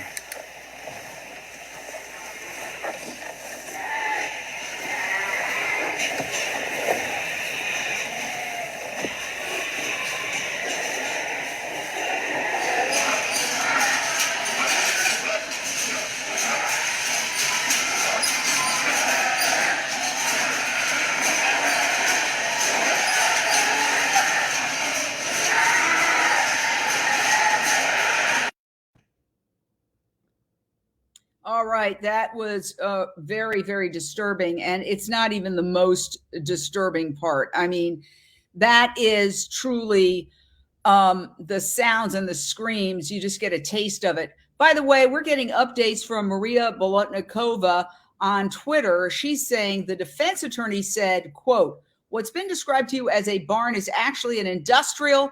Before prosecutor objects, the judge doesn't let her finish the statement. What do you make of that? I mean, again, this is an example of the government taking just an extreme measure to ensure that the public doesn't know the truth. This censorship, it's just so unconstitutional, and it has, far-reaching consequences. So, like you said, Jane, we have to do a run around the mainstream media, which refuses to show these images. We have to do a run around the court system, which refuses, in a case about this video, is they're not allowing people to describe what's happening. We've got to move mountains ourselves to ensure that this information gets out. It's infuriating to know that the defense attorney was cut off before she could get her first sentence out about industrial farms. People look at the footage that you just showed, Jane, nobody would describe that as a farm. You know, it's not, when people think of farms, they think of pastures and animals grazing outside in some sort of bucolic setting. These are factories, they're warehouses, they're sheds. And these companies like Smithfield, I mean, as I said earlier, this particular farm has 300 of those sheds. And I've been in these sheds. You can't see from one end to another. This particular factory farm or shed, 35,000 gestation crates spread out among the different sheds. It's like stepping into the depths of hell. You saw a little bit in the video that you just showed, Jane, but what you can't really see, obviously you can't get into the minds of these pigs who have been intensively confined for who knows how many years. They're artificially inseminated. They give birth over and over. They're shifted into other crates, which were equally horrible, where their newborn babies sometimes get crushed under their weight and they die from their injuries and from starvation because they can't access the sow's teats to nurse. They have gaping wounds. They're chewing on the bars of these crates to escape because they've gone insane from the intensive confinement. Some of them have blood dripping down their faces. I've seen this footage. I've seen the horrors firsthand inside of a factory farm because DXE took me and my camera inside of a factory farm. And I was shocked because before we even entered the shed, and as you saw Wayne entering that shed, there was like a plaque, and I'm not going to name names, but from a certain humane association certifying this farm is humane. And then you walk in and it's the most inhumane thing you could ever imagine until you've been into one of these places and breathed in the air and taken in the smells, which are suffocating, and seen the agony firsthand. It's just not to be believed. Well, we're getting some breaking news from those who are monitoring the WebEx. And what we're hearing from an attorney who advises DXE is that the judge just sustained an objection to the opening. She considered it a bad ruling. The defense attorney was saying that the farm in Utah is not the same kind of farm she grew up with, where animals get to go outside. The judge shut her down. Okay. So this is what's happening. Now, there was a lot of talk apparently about how the farm worker discovered the break-in. It's like almost like, let's stay on the minutia and not look at the bigger issue.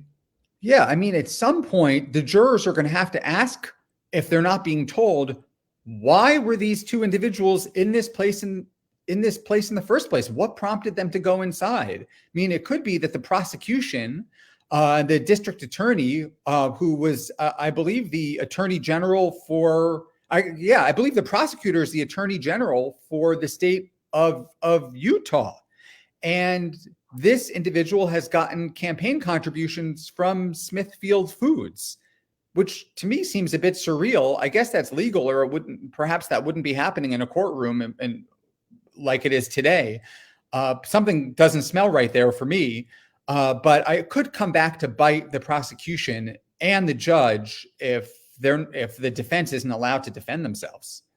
I want to point out that we are going to be covering this trial live all week long here on Unchained TV, Facebook, UnchainedTV.com. We are broadcasting from our desktop.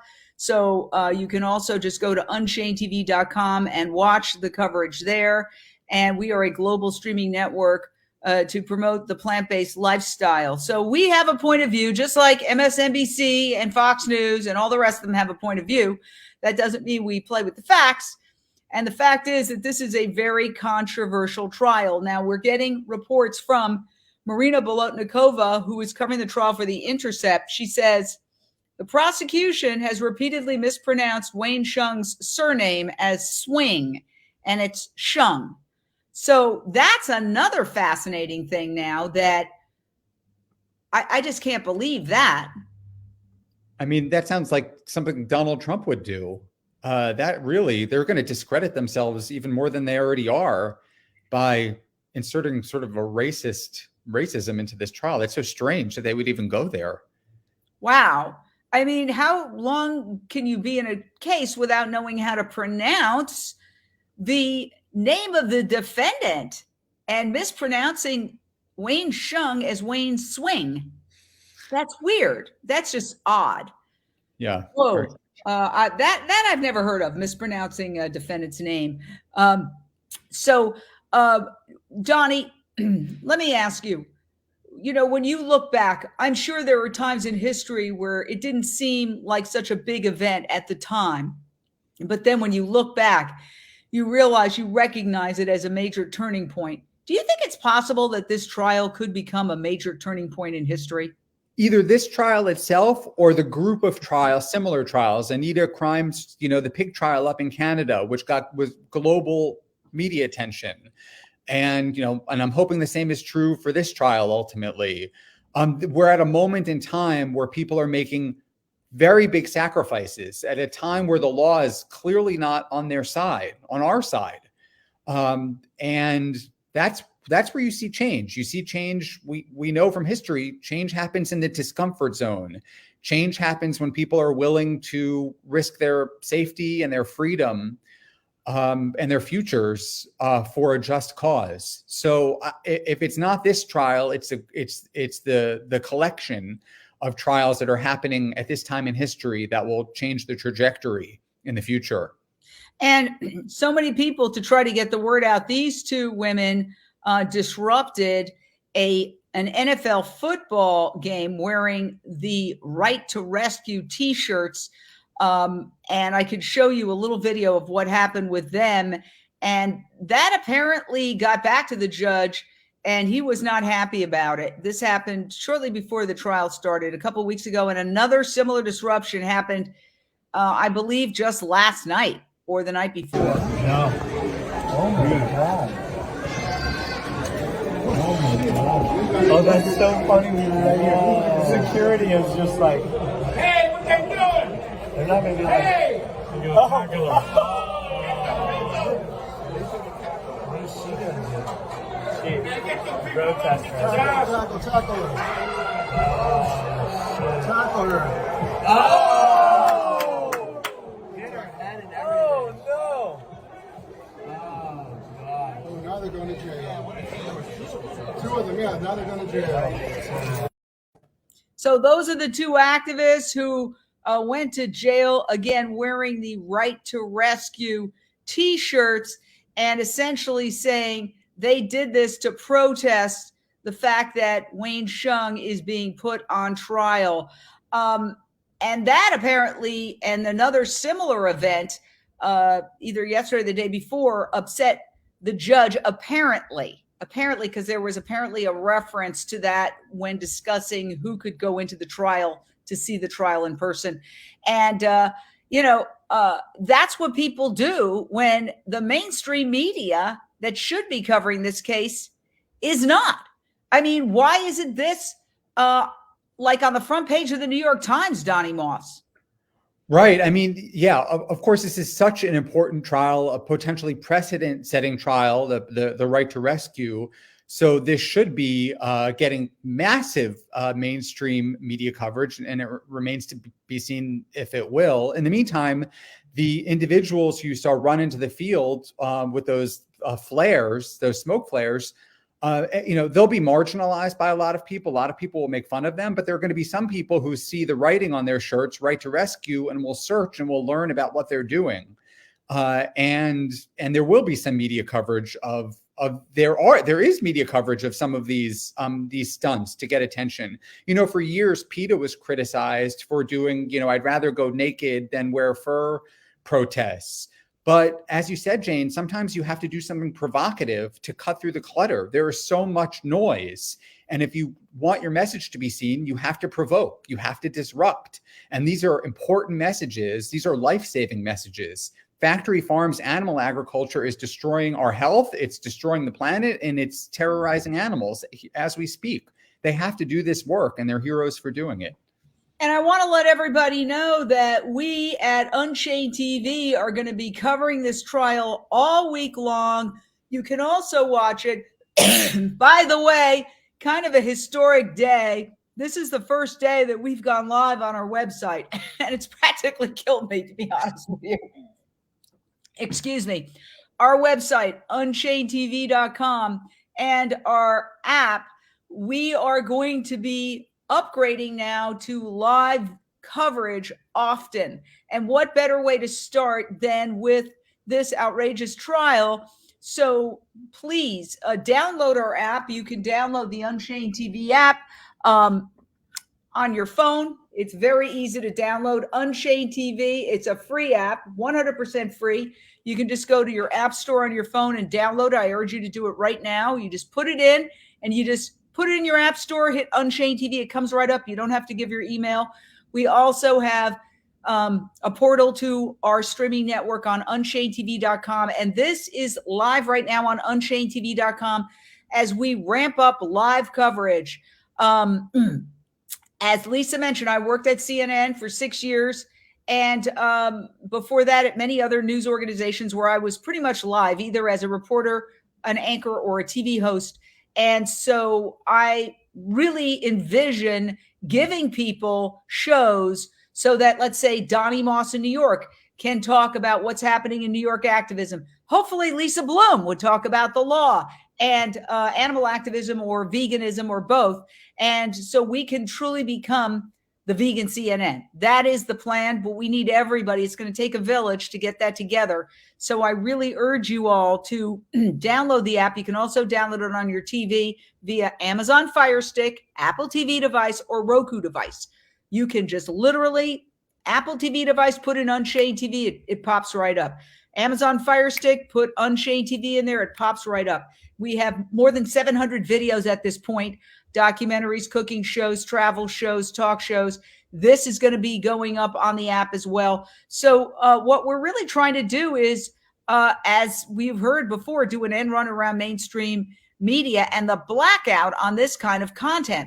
So Donny, you're an affiliate of ours. Your videos, your incredible protests, for example, against Nike killing the kangaroos, and your in-store demonstrations against Nike are on there. A lot of dramatic content. Do you see alternative media, now that media is changing so rapidly, and we can, what's a network? A network is a fancy name for a production company with a distribution channel to an audience.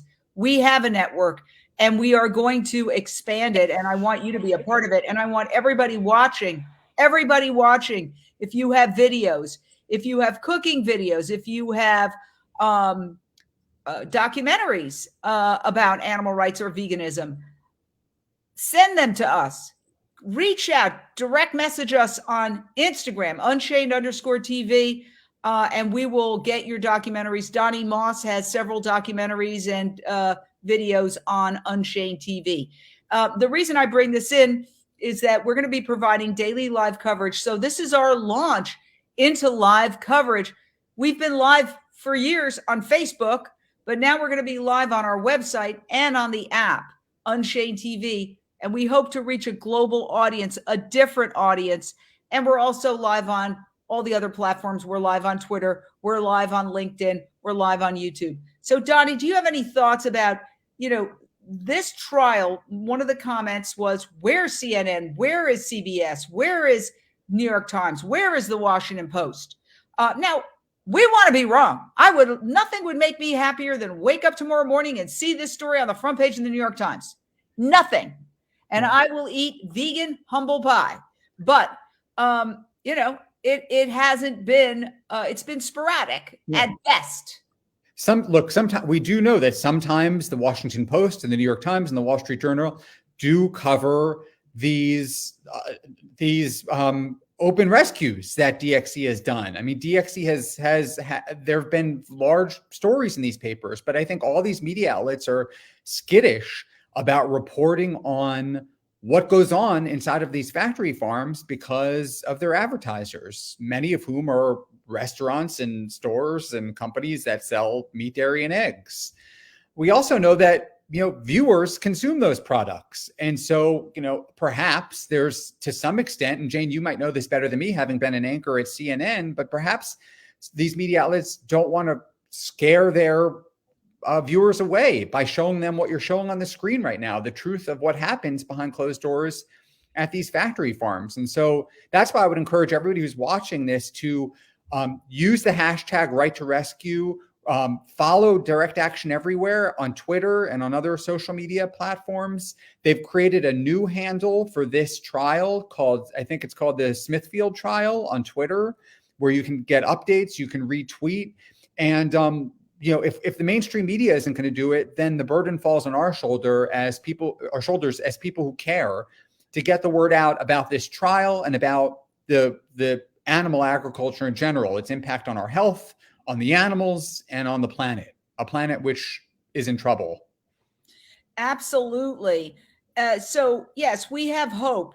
And, we obviously don't have the audience that one of these major networks has, but I will say, I was allowed to do a weekly animal segment when I had my show on CNN Headline News, and they didn't stop me for 6 years. As long as I had the show, I was able to do that segment. And I did cover pig gestation crates, but it was the exception. I was the outlier. And so I just never want to say a negative word about that, because I'm always grateful that I was allowed to do that. And, when I got hired, I said, would you mind if I did a little animal segment once a week? And they probably thought, yeah, pet adoption or something. They said, no, we don't see a problem with that. Well, they might not have Googled me to the extent that but no, they didn't stop me. So I am always happy about that. But for me, it was a lesson. Wherever you are, you can use whatever you do, whatever your talents are, and whatever situation you're in, to speak for animals. No, it didn't make me particularly popular, to put it mildly, but we got it done. And that was also the genesis of this nonprofit, Unchained TV, because I decided to do it full time after that show ended, having been in news media for 40 years already. So we're just getting started. Again, we urge everybody to download the global free vegan streaming network, Unchained TV. And also to come back tomorrow, we will be continuing to cover this all week. We've got, a couple of minutes. We're going to end at the top of the hour. But Donny, talk to me about what you would like to see. What do you think is your best case scenario for this trial? No, the best case scenario for this trial would be obviously an acquittal and massive mainstream media coverage, exposing what goes on inside of factory farms, just showing what the crime that they committed was. If that would be a major victory in and of itself, if that video footage got into the mainstream media showing the crime, I think that would be, and of course that they were acquitted, I think that would be a major victory, and it would potentially set precedent for future people to be able to rescue animals who are in dire straits inside of these industrial warehouses that people to describe as farms.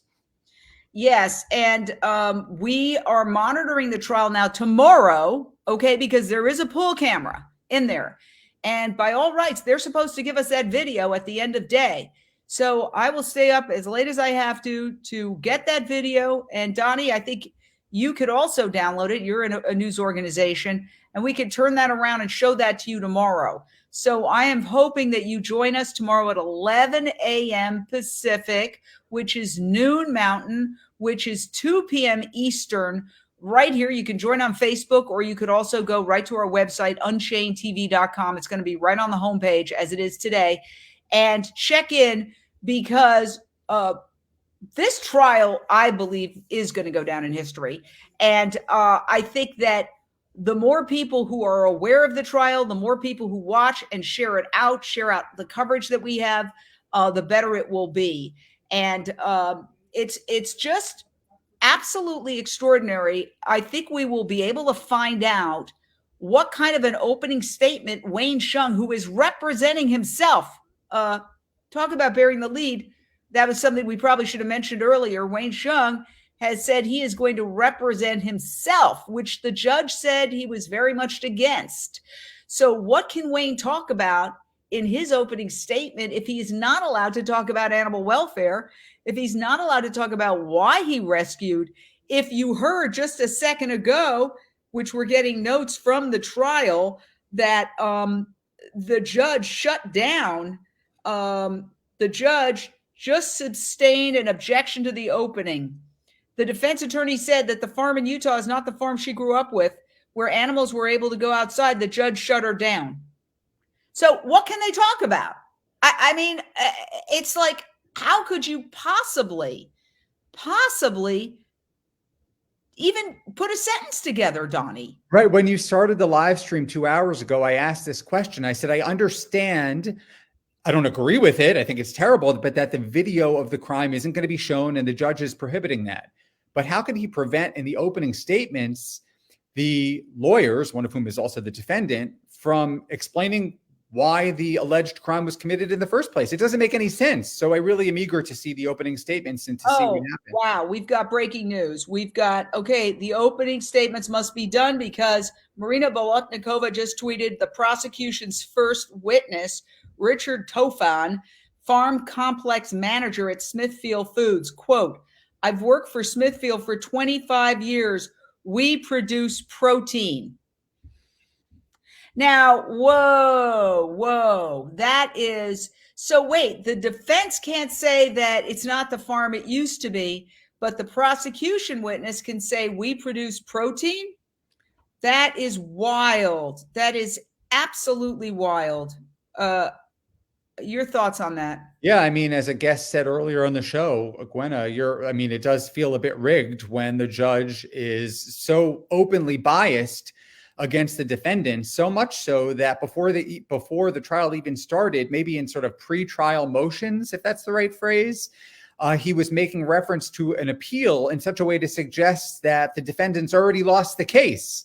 I mean, the bias in this particular case has been staggering.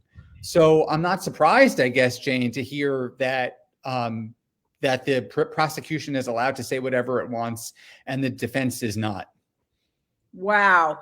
I mean, I honestly, I almost can't believe this because our nation is founded on the idea of freedom of expression, fairness in the court system. And I covered trials for years. I know there isn't fairness in the court system. I used to sit there in court waiting for a famous case and see the other defendants come in with their public defenders and be whisked off to prison in a move that's so fast that they hardly knew what was going on. And then when the celebrity defendant shows up, everything slows down because they have the high-priced attorney and everything becomes very careful. So I personally have seen that justice is not blind. It has 20/20 vision in a lot of cases. So yet, I'm just wondering if